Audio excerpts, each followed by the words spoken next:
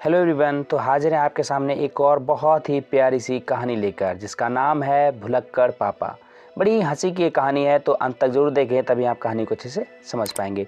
Channel पर नए हैं तो चैनल को सब्सक्राइब करें, वीडियो को लाइक और शेयर करना ना भूलें, क्योंकि हम ऐसी ही मज़ेदार चटपटी कहानियाँ आपके लिए लाते रहते हैं। नन्ही स्कूल से लौटी तो बड़ी उदास थी। उसकी मम्मी ने पूछा तो वह कुछ नहीं बोली। उसके पापा की उस दिन छुट्टी थी, वे घर पर ही थे। उन्होंने भी प्यार से पूछा तो पता चला कि आज क्लास में कृष्ण और सुदामा का नाटक हुआ था और वह उसमें रुक्मणी बनी पर अपना संवाद अर्थात डायलॉग, संवाद को इंग्लिश में डायलॉग बोलते हैं, डायलॉग भूल गई। सबने उसका बहुत मजाक उड़ाया। पापा मुस्कुराकर बोले, अरे इसमें रोने की क्या बात है, अगली बार नाटक खेलो तो याद रखना। अरे पापा, दुख तो होता ही है ना, नन्ही ने रोनी सूरत बनाकर कहा। तो पापा की हंसी छूट गई। वे हंसते हंसते बोले, अरे वाह, भुलक्कड़ पना भी तो रोने की बात है। क्या तुम्हें मालूम है बचपन में मैं भी कितना भुलक्कड़ था, उन्होंने अपनी बेटी को समझाते हुए कहा। सुनकर नन्ही हैरानी से बोली, सच पापा, आप भी भुलक्कड़ थे? सुनाऊं अपने भुलक्कड़पन का किस्सा? पापा ने हंसकर कहा। हाँ हाँ पापा, सुनाइए ना। नन्ही ने बड़े ही उत्सुकता अर्थात जानने की इच्छा से पूछा। अच्छा सुनो, ये कोई 20 साल पहले की बात है।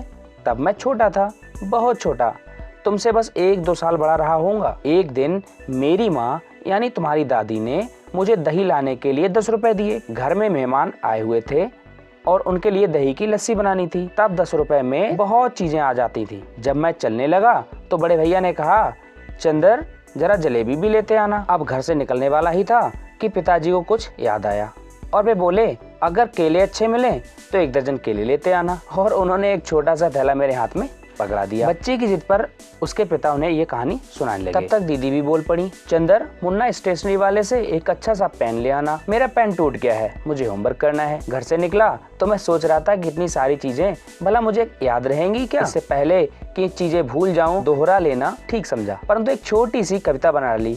लानी है दही और गरम जलेबी, एक अच्छा सा पेन, लाने हैं केले भी, बस ये कविता याद रही तो बेड़ा पार। तो फिर भूलने का सवाल ही नहीं, मैंने खुशी से भरकर अपने आप से कहा।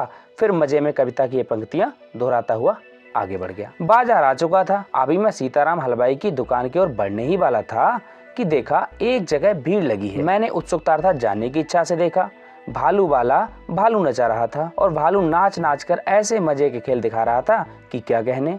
बस फिर क्या था, मैं भी खेल देखने में लग गया। खेल खत्म होते ही मुझे जेब में पड़ा 10 का नोट याद आया, मगर कौन कौन सी चीजें लानी थी ये बात तो मेरे दिमाग से निकल चुकी थी। मैंने याद करने की बहुत कोशिश की, मगर दिमाग खाली, एकदम खाली। वहाँ तो भालू का नाच और तमाशा बसा हुआ था। सामने केले वाला ठेले पर केले बेच रहा था, खूब बढ़िया पके हुए पीले पीले रंग के केले। उन्हें देखकर मुझे याद आया, अरे हाँ, केले ले जाने थे। मैंने केले वाले को 10 का नोट पकड़ाया, कहा भाई केले दे दो। उसने पूछा कितने के? क्या पूरे 10 रुपए के चाहिए? मैंने कुछ सोचा, फिर कहा ठीक है दे दो। केले वाले ने 4 दर्जन केले निकाले और बोला, लाओ कहाँ है थैला? मैंने थैले में केले रखे और घर आ गया। रास्ते में मेरे दिमाग में यही उधड़बुन अर्थात परेशानी चलती रही थी, केले के अलावा और क्या लाना था, मगर कुछ याद ही नहीं आ रहा था। घर पहुंचते ही मैंने झट से केले वाला थैला पिताजी के हाथ में पकड़ाया और अपने पढ़ने वाले कमरे में खिसक जाना चाहा।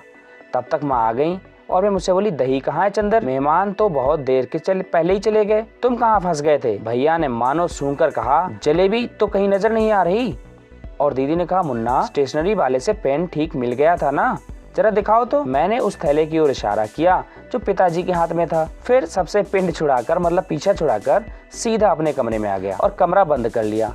मैं सोचने लगा कि बाहर मेरा कितना मजाक उड़ाया जा रहा होगा। थोड़ी देर में माँ ने दरवाजा खुलवाया और प्यार से पुचकारते हुए कहा, तुम 4 दर्जन केले क्यों ले आए बेटे? घर के लिए 1 दर्जन ही बहुत थे, अब बाकी 3 दर्जन या तो तुम खाओ या अपने दोस्तों को बुलाकर खिलाओ, वरना खराब हो जाएंगे। माँ अभी पीछे भालू वाला आ रहा है, क्या मैं भालू को खिला दूं? भालू? माँ की आंखों में हैरानी थी। बाहर खड़ी दीदी ये सुन रही थी। उन्होंने शोर मचाकर पूरे घर में कह दिया कि चंदर तो रास्ते में भालू का तमाशा देख रहा था, इसलिए भुलक्कड़ राम भूल गए सब कुछ। भुलक्कड़ राम? बाजी वाह, भुलक्कड़ राम। घर भर में मेरा मजाक बना और दोस्तों को पता चला तो उन्होंने भी खूब मजे लिए। कई सालों तक मेरा यही नाम चलता रहा, भुलक्कड़ भोलू राम। सुन लिया नन्ही? ये कहकर पापा ने जोर से ठहाका लगाया तो नन्ही भी देर तक हंसी रही। कहानी आपको कैसी लगी है कमेंट में लिखकर बताएं। अच्छी लगी है तो वीडियो को लाइक करें, चैनल को सब्सक्राइब करना बिल्कुल ना भूलें, क्योंकि ऐसी अच्छी मज़ेदार कहानी आपको सुनने को मिलती रहेंगी।